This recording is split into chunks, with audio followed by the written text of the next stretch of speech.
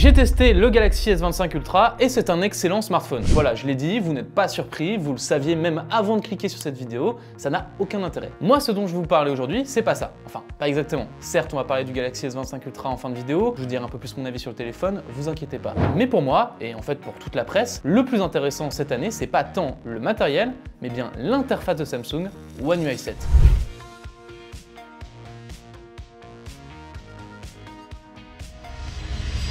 Bon, avant de commencer, j'ai une bonne et une mauvaise nouvelle à vous annoncer. La bonne, c'est que vous n'avez pas besoin d'acheter ce petit bijou à 1472 € pour en profiter. Tous les utilisateurs de smartphones Galaxy, encore mis à jour, auront One UI 7. Ça fait du monde. La mauvaise, c'est qu'on ne sait pas encore quelles fonctionnalités seront amenées sur quel modèle. Sans doute une façon pour Samsung de garder un peu de lumière sur les S25 un peu plus de temps. Ils sont d'ailleurs les premiers à profiter de One UI 7, début février, et on ne sait pas quand les vieux modèles, je mets des guillemets sur vieux, recevront la mise à jour. Bon, avant de parler de One UI, un petit peu de contexte quand même. Samsung, pour rappel, c'est toujours le numéro 1 des ventes de smartphones. Ça veut dire quoi? Ça veut dire qu'ils vendent plus de 200 millions de ces gadgets par an. Avec une place pareille, on pourrait penser que dans les bureaux de Samsung, ils sont bien tranquilles à nager dans des piscines d'argent ou à se la couler douce dans les transats. Et bah, pas du tout. Depuis plusieurs années, ils sont chahutés comme jamais et on lit régulièrement des responsables de la marque en train de tenter de rassurer tout le monde à base de déclarations comme « Nous allons renouer avec l'innovation, l'innovation est notre principal moteur cette année, l'innovation c'est la vie, blablabla. » Sauf que voilà, comme on le disait en intro, on a un peu l'impression que c'est l'inverse. Samsung, mais en vrai c'est le cas pour tous les constructeurs de smartphones, hein, c'est un peu l'immobilisme. Le rythme des innovations s'est considérablement ralenti dans tout le marché des téléphones. Et du coup, pour faire bonne figure et innover quand même, vu qu'ils n'ont plus d'idées pour améliorer la formule sur le matériel, Samsung a décidé de se concentrer sur l'interface. One UI 7, c'est un peu ce qu'on peut appeler un reboot, une page blanche en gros. Pour vous expliquer, une interface ça coûte cher à produire, plusieurs dizaines voire centaines de millions de dollars au bas mot. Ça demande des centaines de personnes et donc pour amortir tout ça, les constructeurs, quand ils créent une nouvelle interface, ils ont une roadmap sur plusieurs années où ils vont utiliser la même interface pendant 5, 6, 7 ans pour amortir les coûts en ajoutant ici ou là quelques trucs. Et donc dans l'histoire de One UI, on est un peu arrivé à la fin d'un cycle. Mais du coup, le début du nouveau cycle, il est là, c'est One UI 7. Alors bien sûr, ils n'en mettent pas tous les compteurs à zéro, One UI 7 reprend des éléments qu'on connaît déjà, mais on a un rafraîchissement général qui saute immédiatement aux yeux. Les ingénieurs Samsung ont pris le temps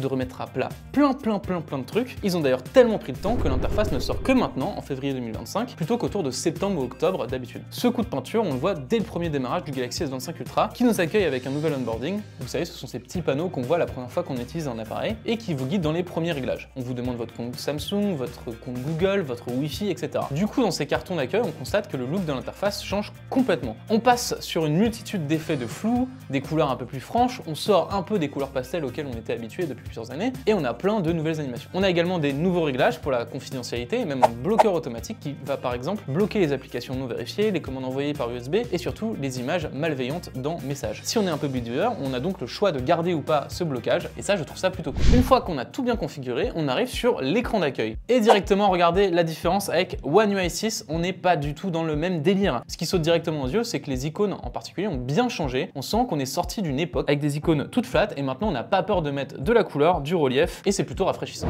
Si on va chercher le volet des raccourcis, là aussi, surprise, grosse nouveauté. On a déjà une séparation avec les notifications. Comme vous pouvez le voir sur One UI 7, il n'y a plus les notifications, on est vraiment que sur les raccourcis. On peut aller chercher comme ceci, si on a envie. D'ailleurs, si ça vous plaît pas, vous pouvez évidemment ne pas séparer le volet de notification et le volet des raccourcis. Vous pouvez revenir à l'ancienne méthode, mais en vrai, on s'habitue assez vite. C'est un peu la façon iPhone, pour ceux qui connaissent. Avec toute cette place gagnée, One UI 7 va nous faire quelque chose de vraiment très dense, avec beaucoup d'informations, mais je trouve que c'est vraiment très bien fait. Regardez, si on veut, hop, on a tous les raccourcis ici. On peut également accéder ici à la luminosité, au mode sombre ou au mode clair.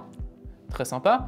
On a également, évidemment, le son, passer en mode vibreur, mode sonnerie. Ici, on a les sorties médias. Là, on a les différentes SIM si on est en multi-SIM. Tout en bas, ils ont réussi à caler un bouton vers Home. On peut choisir d'ailleurs de passer par Google Home, LG, SmartThings, ce que vous voulez. Là, on a Smart View qui nous permet de répliquer l'écran sur n'importe quel appareil qui a Smart View. Là, on peut chercher les appareils à proximité. Et tout en bas à droite, c'est mon préféré, on a les modes. D'ailleurs, la gestion des modes, c'est toujours la raison pour laquelle je conseillerais One UI. C'est pas une nouveauté, ça existait déjà avant. Donc, regardez, par exemple, je suis au travail, donc je vais dire lieu.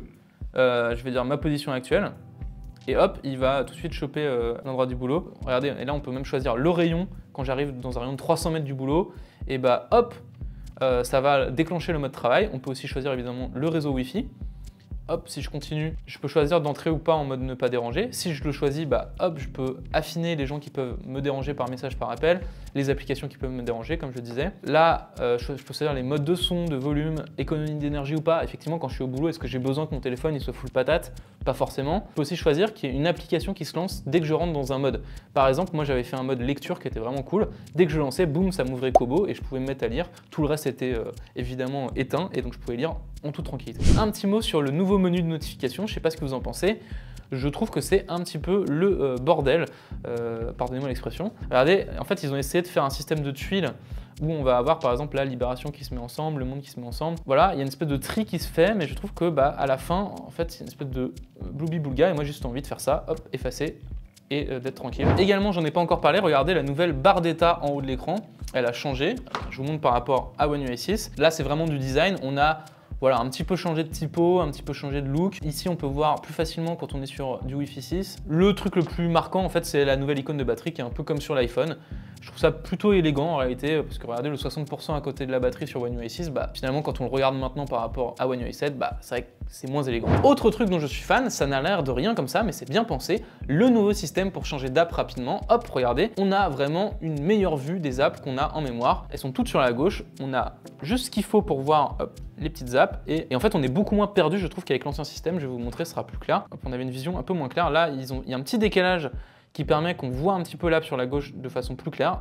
C'est pas grand chose, mais c'est bien pensé, on voit qu'ils sont quand même un peu fait chier, ça. Bon, par contre, un truc qui n'a toujours pas changé, ce sont les boutons en bas de l'écran. Ils sont toujours par défaut. Moi, je trouve ça un peu étrange. J'ai l'impression que tout le monde est passé à la navigation par geste, mais après, je sais pas, peut-être que vous utilisez encore beaucoup les boutons. Dites-moi en commentaire. J'avoue que peut-être que Samsung, en fait, sait que ses utilisateurs préfèrent les boutons en bas de l'écran et du coup, ils font ce qui est logique. J'ai oublié de parler d'un truc. Évidemment, le nouvel écran de verrouillage. Regardez-moi ça. Quand on verrouille le S25 Ultra, on découvre cet écran de verrouillage flambant neuf, et moi, je trouve qu'il est juste magnifique. C'est mon avis, voilà, mais moi, je trouve vraiment très très beau, très très réussi. Et ce qui va nous intéresser au-delà du nouveau design, peut-être montrer un petit peu les deux d'ailleurs. Ça paraît con, hein, le design, on a toujours l'impression que c'est rien, que c'est un peu du vent, mais en fait ça demande beaucoup de travail et on l'a toujours sous les yeux, donc c'est quand même important. Regardez la différence par rapport à One UI 6, quand même elle saute aux yeux. Mais ce qui va nous intéresser au-delà du nouveau design plutôt joli, c'est ce petit truc en bas, là, regardez. Cette petite pilule là que vous voyez, ça s'appelle la Now Bar, et franchement c'est la grosse nouveauté en réalité de One UI 7 d'un point de vue fonctionnalité. Donc regardez, par exemple, si je lance une musique, hop, elle va se retrouver évidemment sur la Now Bar et je peux évidemment revenir sur d'autres actions. En fait, dès que je vais faire quelque chose sur mon téléphone, par exemple, hop, un trajet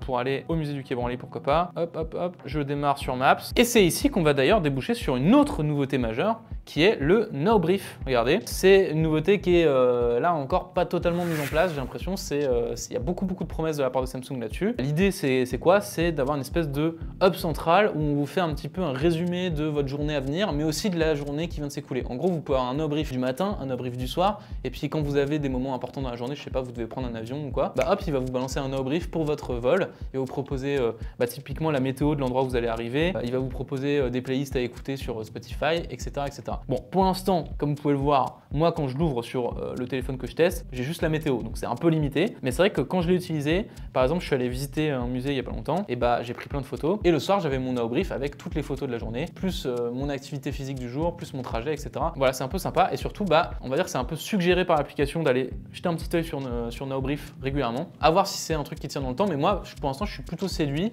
juste je trouve ça un petit peu limité. Ah oui, et d'ailleurs, le Now Brief, on peut y accéder à 3 endroits, donc comme je vous l'ai dit, on peut y accéder depuis la Now Bar, on peut aussi y accéder depuis un petit widget sur l'écran d'accueil, mais également sur le côté comme ça, avec la barre latérale. En dehors de toutes ces grosses nouveautés, Samsung et Google ont aussi amélioré des fonctionnalités bien connues. On a par exemple Gemini qui est censé devenir cross-app, c'est comme ça que Samsung en parle. Ça veut dire qu'il peut gérer plusieurs apps en même temps. Attendez, je vous montre, regardez. Si j'active Gemini et que je lui dis trouve-moi un restaurant... Je comprends que tu sois contrarié. Évidemment. Trouve-moi un restaurant végétarien et envoie l'adresse à Maeva via message. Regardez, il se connecte à Maps, il se connecte à message. J'écris un message à Maeva 01net 75 009 Paris, France. Voulez-vous l'envoyer? Donc voilà, comme vous avez pu le voir, il est passé par Maps, il m'a trouvé un resto et ensuite il m'a suggéré un message dans l'interface de message qui était directement dans Gemini. J'avais juste à cliquer, boum, je pouvais envoyer mon message à Maeva. Ça, c'est vraiment très impressionnant et là, je pense que là, ça va vraiment dépoter sur Android quand Gemini va vraiment le déployer un peu partout. Parce que ça, a priori, on va le retrouver sur tous les smartphones bientôt. Samsung sont un peu les premiers à en profiter. Je vais vous montrer un autre exemple. Je vais lui demander, regardez, ajoute-moi le MWC de Barcelone dans Google Agenda. Voilà, il se connecte à Workspace. D'accord, je vous ai ajouté l'événement. Et hop, Google Calendar, il m'a ajouté. MWC Barcelone.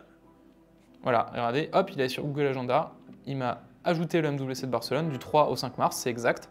Et donc si je vais dans Google Calendar maintenant, hop, j'ai l'événement qui s'est créé automatiquement. Donc en fait ça c'est quand même très puissant. Pour l'instant ça fonctionne essentiellement sur des applications Google et Samsung, mais on peut imaginer un futur où différentes apps tierces vont rentrer dans le système et ça va être vraiment très cool. Je suis hypé là, vous voyez que je suis hypé? Je suis hypé.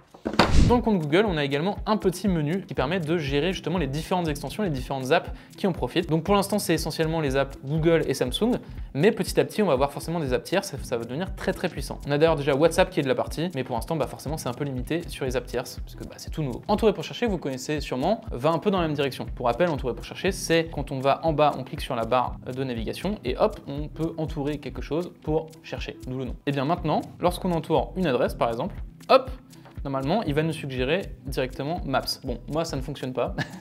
Mais pendant la prise en main, quand j'avais pu essayer les S25 chez Samsung, ça marchait. Donc, à mon avis, c'est juste une histoire de mise à jour. Normalement, c'est le même principe avec une adresse mail. Hop, vous allez l'entourer et ça va vous renvoyer vers Gmail, etc. Là encore, ça demande un petit peu de travail pour que ça devienne encore plus puissant. Mais on peut voir une direction dans laquelle se dirigent Samsung et Google qui semble très puissante. Dans la même veine, on a sélection IA qu'on va activer avec la barre latérale. Et c'est un truc qui va venir sélectionner pour vous les éléments les plus intéressants dans l'écran. Donc, par exemple, là, il a choisi de sélectionner l'image. Et ensuite, il va me suggérer des actions. Typiquement, là, il va me suggérer d'ouvrir outils de création. Et hop, je vais pouvoir faire des choses avec. On peut aussi définir comme fond d'écran, faire des retouches, créer un GIF à partir de cette image, etc. Là, pareil, regardez, si je clique sur le texte, il va aller sélectionner tout le texte de lui-même, il va comprendre que c'est du texte, et il va me proposer, par exemple, d'envoyer un message à partir de ce texte. Bon, j'ai pas du tout envie de le faire, mais pourquoi pas? C'est une suggestion qui est intéressante. Là encore, ça demande un petit peu d'affinage. Peut-être qu'avec la mise à jour, ça va devenir un peu plus intéressant, un peu plus puissant, mais désolé, je fais en même temps que je parle. Si je sélectionne la bouteille, hop, il va me proposer d'aller, pourquoi pas, faire une image à partir de cette bouteille. Essayons. L'abus d'alcool est dangereux pour la santé, bien sûr. Et hop, voilà, je peux aller dans leur outil de création d'images génératives et je peux faire une petite bouteille en dessin. Je peux la faire aussi en carton de 3D. Bon, bien sûr, pour tout ça, il faut avoir un compte Google et un compte Samsung. Donc, si vous n'êtes pas trop fan de Google, il vaut mieux passer votre chemin. Bon, on a aussi plein d'autres petits trucs. On a par exemple un assistant de rédaction de messages. Et bon, c'est pas génial. C'est un truc où vous allez lui dire de quoi vous voulez parler. Il va vous écrire un message à votre place. Moi, j'ai testé dans le Slack de 01 et tout le monde s'est un peu moqué de moi. Donc, honnêtement, ça fonctionne pas très bien. Je suis fasciné par l'écriture générative en ce moment. Smiley avec des étoiles. J'explore le sujet S25 et c'est vraiment captivant. J'ai tellement de questions et d'idées qui fusent. Smiley qui se pose des questions. Qui d'autre est passionné par ce domaine? Bon, voilà, vous avez l'idée. C'est ridicule. Donc bon, après, peut-être que j'ai pas tapé le bon prompt, peut-être que ça demande un peu de travail de ma part, mais en tout cas, en l'état, la promesse de écrire à votre place facilement, etc., elle est pas vraiment là. Bon, comme vous pouvez le voir, c'est très dense. Samsung a vraiment bossé son interface cette année. Et pour info, il y a de très grandes chances que Google intègre pas mal de ces nouveautés dont on a parlé ici dans ces pixels. C'est d'ailleurs déjà un peu le cas. Ce que j'ai montré sur Gemini, c'est déjà sur les pixels, puisqu'après tout, ce sont eux qui sont à la manœuvre, donc c'est logique. Et même si on suit le même schéma qu'on a connu en 2024, Samsung à l'époque avait présenté tout un tas de trucs dans Galaxy IA et finalement on a tout retrouvé ou presque chez Honor, Xiaomi, OnePlus, etc. Donc affaire à suivre. Maintenant, comme promis en début de vidéo, voici mon avis très rapide sur le S25 Ultra. Alors en photo, c'est toujours un kiff bien sûr d'avoir une aussi grande polyvalence. On a deux téléobjectifs 1x3, 1x5. J'ai vraiment adoré. D'ailleurs, tous les modules sont très bons, y compris le nouvel ultra grand angle qui impressionne vraiment. Quant au téléobjectif x5, c'est toujours, je pense, un bon choix parce que même en x10, en zoomant un peu numériquement dedans, on a quelque chose qui est franchement pas dégueu, regardez. Un petit mot sur le design, pour moi c'est un grand oui. Avec ses coins arrondis, il est quand même beaucoup plus confortable que le S24 Ultra. Par contre, il perd peut-être un peu en caractère, je sais pas ce que vous en pensez. Le S24 Ultra, au moins, quand on le voyait, on savait tout de suite que c'était lui. Là, je trouve que ça ressemble un peu à un smartphone, quoi. Bon, c'est très personnel sans doute, mais c'est un peu mon impression sur le sujet. Côté autonomie, on a mesuré quelque chose d'excellent. 19h30 d'usage en continu, le tout avec du contenu HDR en plus. On a quelques téléphones qui dépassent les 20 heures, qui vont même jusqu'à 24 heures, mais ça reste quand même une très bonne performance. Côté charge, bon vous connaissez Samsung, c'est toujours oscillant, on est sur 45 watts pour rappel, mais c'est pas catastrophique non plus. On a mis 70 minutes au total pour charger le téléphone, et après 10 minutes, on avait quand même 25%, donc